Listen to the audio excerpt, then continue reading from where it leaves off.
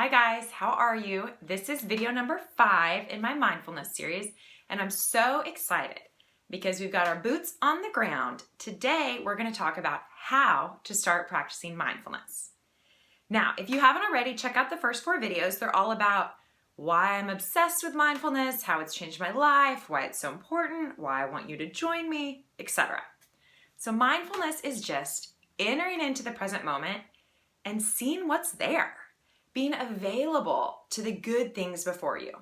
It's not about ignoring the things you don't like, it's just about being present and entering into your life.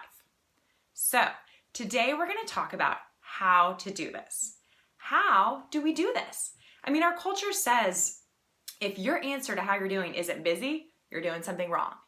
Our culture says you have to look at your phone when you walk from your house to your car. I mean, this is silly, right?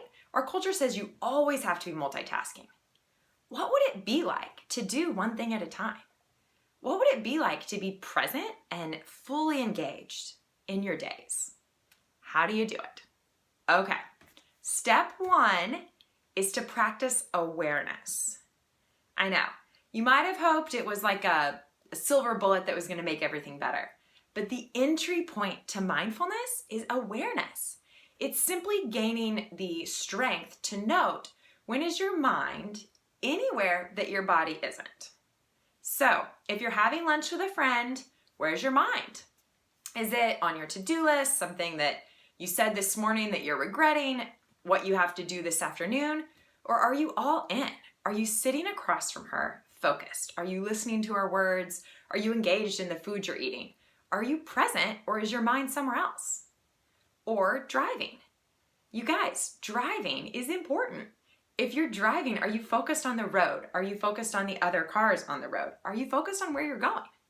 Spoiler alert, if you ever accidentally drive to work instead of the grocery store because you just weren't thinking and you were on autopilot, you weren't practicing mindfulness. You weren't focused and engaged. And that's okay. This is a new habit we're all learning, but I just really want to express how important it is. I mean, what would it be like if you could take a shower or do the dishes, the simplest of things, and give your mind a rest? What if you let go and you just focused on doing the dishes while you were doing the dishes? That's what we're trying to talk about here. Now, it feels risky. It feels like, how am I going to get everything done? Or is the world going to fall apart? I promise it's not. And here's the deal. From personal experience, the more I strived, the more I tried to do everything at once, the more I tried to do everything all the time, the more stress I felt, the less peace I felt, and the more I found I didn't know where God was in my days.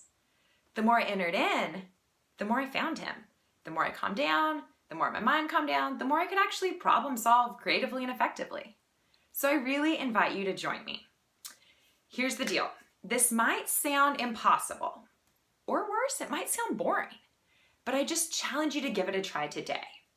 Ask yourself, give yourself permission and ask God to help you. Just note anytime your mind is somewhere that your body isn't. That's kind of like, I'm real tangible and concrete, so I like to think about it like that.